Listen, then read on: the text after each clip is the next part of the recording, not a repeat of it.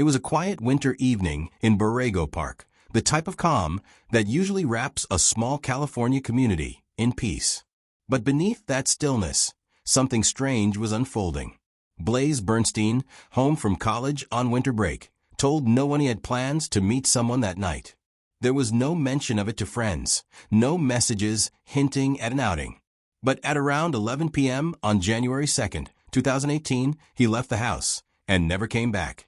The next morning, his parents, Jean and Gideon, were unsettled. Blaze hadn't shown up for a dentist appointment with his mom, something he had promised to attend. Even worse, his phone was silent, and his room looked as if he had stepped out only briefly. His wallet, glasses, and retainers were still on his nightstand. Jean knew her son. He wouldn't go far without those essentials. The initial worry turned to fear. Phone calls went unanswered. Friends were contacted, but none had seen or heard from Blaze. It was as if he had simply disappeared into the night. Then they found a lead. Blaze had recently messaged someone named Sam on Snapchat. It was the only clue they had, and it was a name that no one in Blaze's inner circle recognized. Not his parents, not his friends. Who was this mysterious Sam? And why had Blaze given him his home address? It didn't take long for the family to track down Sam Woodward and record a phone call with him. According to Sam, he picked Blaze up around 11 p.m. and drove him to Borrego Park. There, he claimed Blaze suddenly decided to meet another friend, stepped out of the car, walked into the dark trail, and vanished. It was a strange story. Too strange. Why would Blaze go off to meet someone in the middle of the night and not say a word to his parents or closest friends? And how was it that Sam, who claimed to be a friend from high school, was someone Blaze had never even mentioned? The inconsistencies kept piling up, and they were just getting started. As the sun rose on January 3rd, the Bernstein household was gripped by dread. Jean's gut told her something was wrong. Blaze wasn't the type to go silent, especially not with his family. He kept in touch. He followed through, especially when he made a promise. So when he didn't show up for their morning appointment and still hadn't called by midday, her anxiety turned into a full-blown panic. Gideon and Jean began calling his friends. Every one of them. Not a single person had heard from him. No messages. No social media updates. It was like he'd just evaporated. A brilliant, joyful young man, just gone.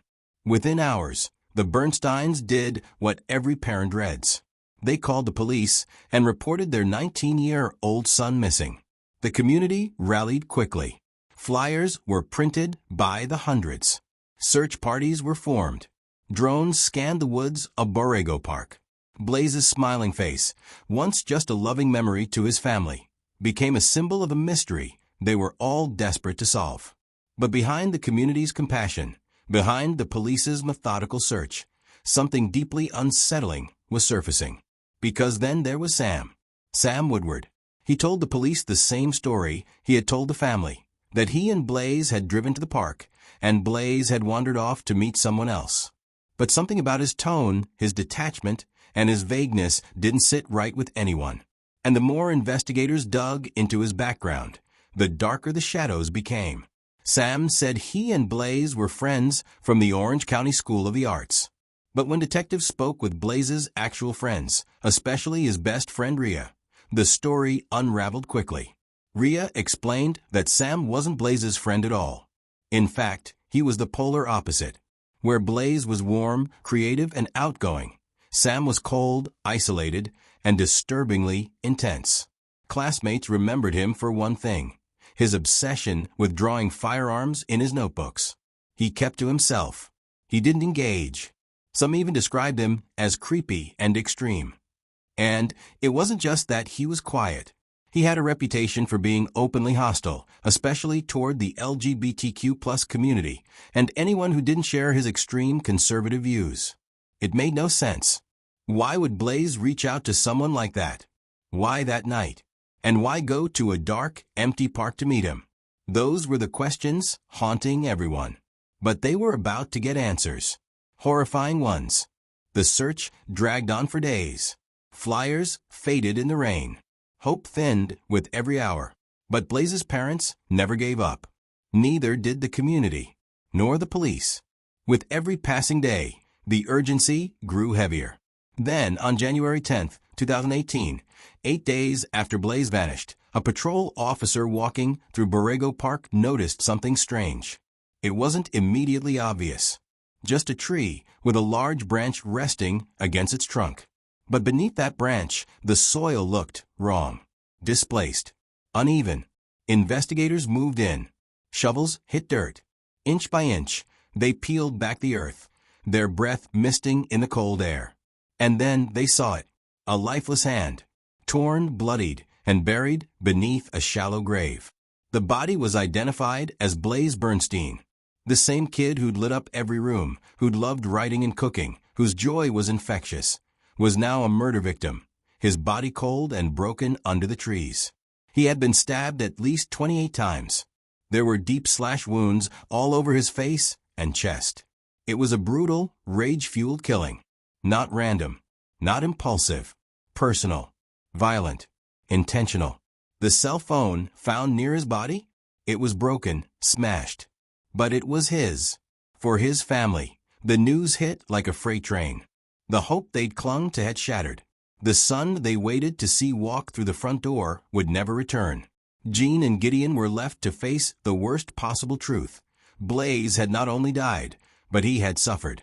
And now, there was one undeniable conclusion. This was no accident. This was murder. Just 2 days after Blaze's body was found, investigators made a move. They arrested Samuel Woodward. The 20-year-old was already the prime suspect, but now, with Blaze's DNA found in Sam's car and later in his home, the circumstantial evidence had hardened into something undeniable. But who exactly was Sam Woodward? To most people who knew him in high school, Sam was always a little off. He'd attended the Orange County School of the Arts, just like Blaze, but unlike Blaze, Sam didn't fit in. He was isolated, quiet, often drawing disturbing images in his notebook. Guns, knives, violence. His classmates described him as strange, volatile, and deeply conservative. His social views often bordered on extreme, especially about race and sexuality. Sam never truly connected with anyone, except online. And it was there, in the shadowy corners of the internet, that he found a group that accepted him. Not for who he was, but for what he hated. Police digging into Sam's background uncovered something chilling. He was part of a far-right extremist group, a neo-Nazi hate cult founded in 2013. The organization had spread like wildfire through the internet, attracting young, angry, disillusioned men from across the globe. To outsiders, they called themselves survivalists. In reality, they were domestic terrorists. This group didn't just preach hate, they trained for violence. At so-called hate camps, members were taught how to fight, how to kill, and how to survive a societal collapse they hoped to accelerate through acts of racial and ideological violence. And Sam was one of them. His online history showed his deep involvement. Chat logs, message boards, images, it was all there. He wasn't just a passive observer. He was an active, willing participant in a dangerous ideology that celebrated violence against minorities, Jews, and LGBTQ individuals. Which made what happened to Blaze, a gay, Jewish teen, even more sinister. But what investigators found next twisted the case into something far more complex. Inside Sam's phone were apps. Apps for gay dating sites, searches, bookmarks, even saved videos. Sam was secretly exploring his own sexuality, to be part of a hate group that actively condemned what he was, and to hide those feelings beneath layers of rage was more than irony. It was a dangerous conflict. Investigators even uncovered flirtatious messages between Sam and Blaze. It wasn't just a coincidence that they met up that night. It was planned. There had been communication. Sam had reached out. And suddenly, a darker motive emerged, a collision of hate, desire, self-loathing, and violence. As detectives pieced together the timeline and digital evidence, a disturbing theory began to take shape, one that painted Blaze's murder not just as a random act of violence, but as the tragic climax of a deeply personal storm brewing inside Sam. Sam Woodward had spent years denying himself. Caught between the person he felt he was and the hateful ideology he'd wrapped himself in. He was at war with his own identity. His involvement with the cult gave him purpose, yes, but it came at the price of denying his truth. To be openly gay in that world, it would have made him a target. So he buried it. Blaze Bernstein, on the other hand, represented everything Sam wasn't brave enough to be. Blaze was free, open, proud, surrounded by love and family. He was warm, expressive, and living authentically. To someone like Sam, someone confused, angry, and indoctrinated, that kind of freedom wasn't inspiring. It was infuriating. What must have gone through Sam's mind when Blaze smiled at him? When he agreed to hang out that night? Was it attraction? Was it rage? Was it both? The encounter at Borrego Park, investigators believed, was no spontaneous meeting. Sam had lured Blaze there under the pretense of friendship, maybe more. And as they sat under the night sky, something triggered a shift. Did Blaze say something? Do something? Or did Sam simply realize he couldn't control the feelings that were surfacing? Either way, investigators were now convinced this wasn't just a murder. It was a hate crime born of deep, internalized self-hate. The emotional complexity of the case was staggering. Sam, they believed, had lashed out not just at Blaze, but at himself. At what he couldn't be, what he couldn't accept, what he feared. And Blaze, kind, trusting Blaze, paid the price for Sam's inner war. But even knowing all of this, the justice system would have to determine one thing. Was it enough? Was it enough to call it hate? Was it enough to prove intention? Or would Sam get away by blaming mental illness, confusion, or impulse? The fight for justice had only just begun. After Sam's arrest, the evidence against him seemed overwhelming: DNA, messages, motive. But the legal battle was far from over. What followed wasn't just a trial. It was a 6-year struggle marked by delays, emotional exhaustion, and one family's unwavering demand for justice. In January 2018, Samuel Woodward was formally charged with the first-degree murder of Blaze Bernstein, alongside allegations of a hate crime. The charges were steep, the implications profound. But almost immediately, the case was tangled in legal complications and endless delays, chief among them, the global pandemic. The Bernstein family waited and waited. Court dates were postponed again and again. The months turned to years. For Jean and Gideon, every delay was another wound. Every hearing rescheduled was another reminder of the hole left in their lives. They were stuck in a loop, grief with no closure, mourning with no justice. Meanwhile, Sam Woodward remained silent, incarcerated. His appearance began to change. By the time April 2024 rolled around and the trial was finally set to begin, Sam had grown his hair long and messy. He barely spoke, barely looked anyone in the eye. His appearance had grown so wild that some even compared him to Charles Manson, a dark irony, considering Sam's cult reportedly idolized Manson's chaotic legacy. Then, at last, the trial began. In court, the prosecution laid out their case in chilling detail. They described a young man consumed by internal hatred, who'd chosen to end the life of someone radiant and free. They showed Blaze's blood on Sam's knife, found in his home. Blaze's DNA in Sam's car. Messages exchanged. Search histories. Evidence of Sam's deep involvement with the neo-Nazi cult. Most damning of all was the motive. Blaze's sexuality and religion, both targeted by Sam's extremist views. Sam, prosecutors argued, hadn't just killed Blaze. He had hunted him.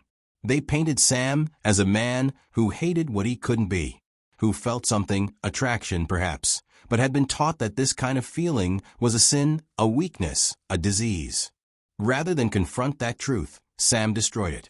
But the defense had their own version of the story. They claimed Sam was misunderstood, a troubled young man battling mental illness, isolated from his peers. They didn't deny the act, but argued it wasn't premeditated. They pushed for voluntary manslaughter, suggesting that Sam had been overwhelmed by emotion, that he hadn't planned to kill Blaze. And then, the defense dropped a bombshell. They claimed Blaze had tried to make a move on Sam, that he had allegedly filmed Sam in a moment of vulnerability, threatened to expose his sexuality. That Sam, raised conservative, confused, lashed out in a moment of panic and shame. To Blaze's family, it was a gut punch. The idea that their son, who they remembered as kind and respectful, would ever try to blackmail someone felt cruel and absurd. More than that, no evidence of this so-called recording was ever found. Blaze's phone showed nothing of the kind. It was clear, this was a defense built on fiction, a final insult to a boy who could no longer defend himself. As the courtroom drama dragged on, one thing became increasingly clear. This wasn't just a murder trial. It was a reckoning, for the culture that fosters hate, for the systems that protect it, and for the pain of those left behind. By July 2024, after years of anguish, the jury returned to the courtroom with their decision. As the courtroom hushed, all eyes were on the jury foreperson. 6 years of heartache, of speculation, of waiting, were about to come to a close. The verdict was read. Guilty. Samuel Woodward was convicted of first-degree murder and a hate crime in the killing of Blaze Bernstein. The courtroom sat still, gripped by a storm of emotion. Blaze's parents, Jean and Gideon, held each other. The weight of 6 years finally lifted, even if just slightly. They had lost their son, but not to silence, not to forgetfulness. Justice, however long delayed, had finally spoken. For months later, in November 2024, Sam was sentenced to life in prison without the possibility of parole. He would spend the rest of his days locked away, stripped of freedom, the same freedom he had so callously taken from Blaze. But what happened in that courtroom wasn't just about punishment. It marked a moment of awakening. This case had pulled back the curtain on the vile undercurrents of modern hate, the presence of violent cults, the toxic spread of online extremism, and the tragic consequences when hate is allowed to fester in silence. Blaze's murder wasn't just a tragedy, it was a wake-up call. And from their pain, Blaze's parents chose to create light. Shortly after their son's death, Gideon and Jean founded a kindness movement called Blaze It Forward. What started as a tribute to their son's spirit quickly became a beacon of love, inclusion, and humanity. The movement encourages acts of kindness, no matter how small, in honor of Blaze's life. It's more than just a memorial. It's a mission, a way to combat the hatred that took Blaze from this world. Borrego Park, once just a quiet local retreat, now holds a special meaning.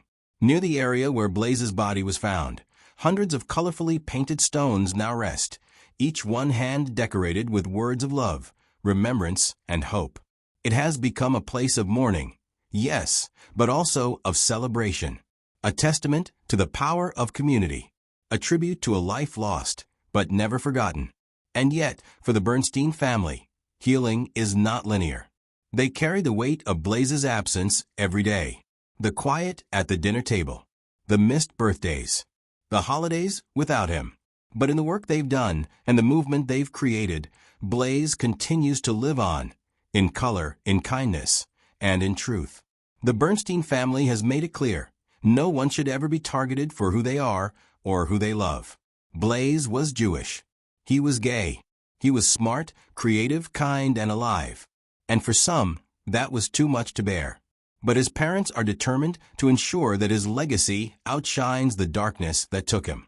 In a world full of differences, we don't have to agree on everything.